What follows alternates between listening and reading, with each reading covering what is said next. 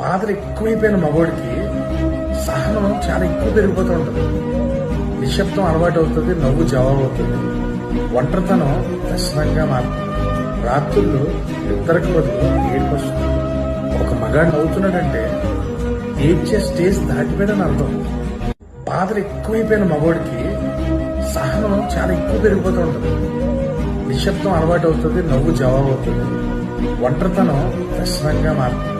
రాత్రులు ఇద్దరికి బదులు ఏడుపు వస్తుంది. ఒక మగాడు నవ్వుతున్నాడంటే ఏడ్చే స్టేజ్ దాటిపోయాడని అర్థం.